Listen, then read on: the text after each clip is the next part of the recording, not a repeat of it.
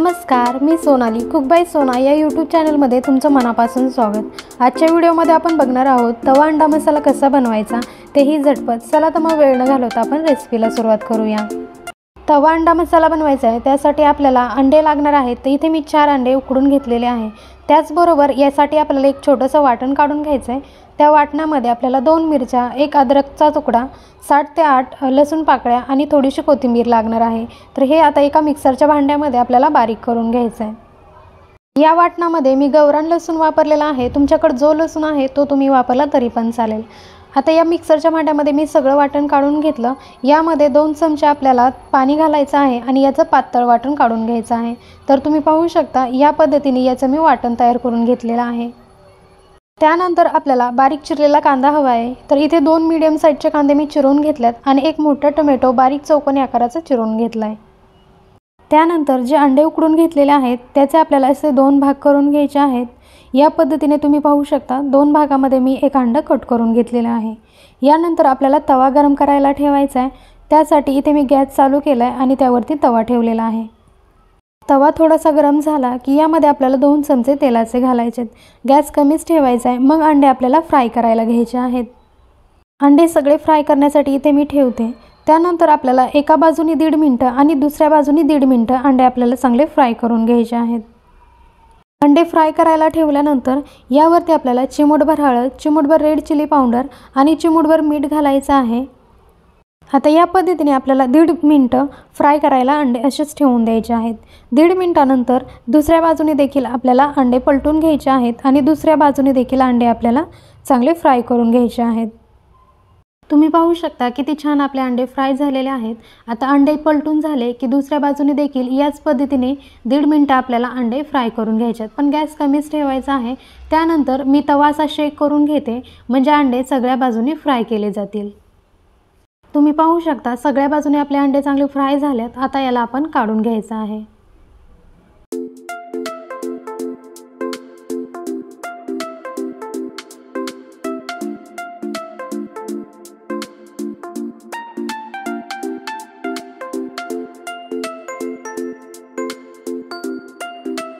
तुम्ही पाहू शकता मस्तच आपले अंडे फ्राय करून झालेले आहेत। आता यानंतर या तव्यामध्ये आणखी 1 चमचा मी तेलाचा घालणार आहे।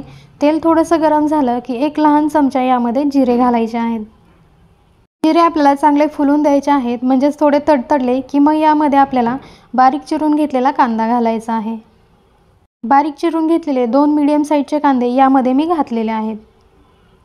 हा कांदा गुलाबी रंग येईपर्यंत कमी गॅसवरतीच मी परतून घेणार आहे।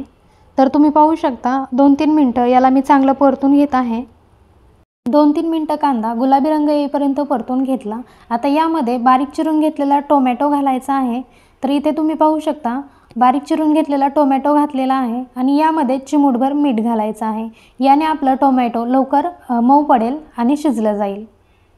आता 1 मिनिटभर टोमॅटो असंच मी फ्राय करून घेत आहे। त्यानंतर एक झाकण ठेवायचं आहे आणि 2-3 मिनिटं टोमॅटो शिजवून घ्यायचा आहे।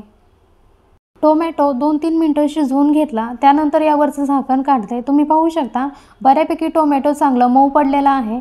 आता याला आपल्याला आणखी 1-1.5 मिनिटं परतून घ्यायचं आहे।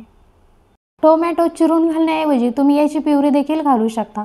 आता टोमॅटो चांगला फ्राय झालेला आहे, म्हणजेच हा कांद्यामध्ये चांगला मिक्स झाला आहे। आता यामध्ये आपण हिरवं वाटण जे काढून घेतलं होतं ते घालायचं आहे। हे देखील आपल्याला 2-3 मिनिटं चांगलं तेल सुटेपर्यंत परतून घ्यायचं आहे। वाटण घातल्यानंतर 2-3 मिनिटं मी याला तेल सुटेपर्यंत परतून घेतलं। आता तुम्ही पाहू शकता याला चांगलं तेल सुटलेलं आहे। आता यामध्ये आपल्याला मसाले घालायचे आहेत। अर्धा लहान चमचा हळद घातलेले आहे। त्यानंतर 1 चमचा मिरची पावडर घालायची आहे। तर इथे मी घरी बनवलेली मिरची पावडर वापरलेली आहे। त्यानंतर यामध्ये 1.5 चमचा आपल्याला रेड चिली पावडर घालायची आहे, रंग चांगला येतो यासाठी। त्यानंतर अर्धा चमचा गरम मसाला घालायचा आहे आणि पाऊण चमचा चिकन मसाला घालायचा आहे। त्यानंतर आपल्याला 1.5 चमचा धना पावडर घालायची आहे, याने चव चांगली येते। हे सगळे मसाले तेल सुटेपर्यंत चांगले परतून घ्यायचे आहेत। तर तुम्ही पाहू शकता सगळे मसाले चांगले परतले गेले आहेत। तर यामध्ये आपल्याला आता गरम पाणी घालायचं आहे। मसाले घालताना आपल्याला गॅस कमीच ठेवायचा आहे। पाऊण ग्लास पाणी इथे मी गरम करायला ठेवलं आहे। यामधलं अर्ध पाणी मी इथं घालत आहे तव्यामध्ये। गरम पाणी घातलं की तर्री चांगली येते, त्यामुळे आपल्याला गरम पाणीच घालायचं आहे। तर तुम्ही पाहू शकता गरम पाणी घातल्यानंतरच आपल्याला चांगलं मिक्स करून घ्यायचं आहे आणि तरीसुद्धा चांगली आलेली आहे, तुम्ही पाहू शकता। आता आपल्याला हे पाणी आपल्याला एकदम थिक ग्रेव्ही ठेवायची आहे, म्हणजे कमी प्रमाणामध्ये ग्रेव्ही बनवायची आहे। त्यामुळे आपल्याला 7 ते 8 मिनिटं हे पाणी थोडंसं कमी गॅसवरती आटवून घ्यायचं आहे। आता जे पाणी शिल्लक राहिलेलं होतं ते देखील टाकायचं आहे आणि 4-5 मिनिटं ही ग्रेव्ही आणखी उकळून घ्यायची आहे। आता यामध्ये आपल्याला चवीनुसार मीठ घालायचं आहे, पण लक्षात ठेवा याआधी आपण 2 वेळेस चिमूटभर मीठ घातलेलं आहे, त्यामुळे मीठ घालताना व्यवस्थित आपल्याला मिठाचं प्रमाण ठेवायचं आहे। 3-4 मिनिटं आणखी मी ग्रेव्ही चांगली उकळून घेतली।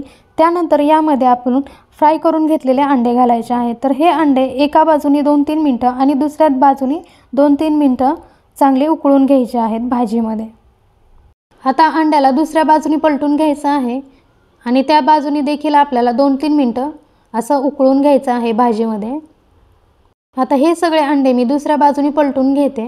तुम्ही पाहू शकता भाजीला तरी किती सुंदर आलेले आहे, म्हणजेच आपली भाजी व्यवस्थित तयार झालेली आहे। ही भाजी 2 ते 3 व्यक्तींसाठी पुरेशी आहे। जवळपास 10 ते 12 मिनिटं ही मी ग्रेव्ही आधी उकळून घेतली आणि त्याच नंतर यामध्ये अंडे घातलेले आहेत।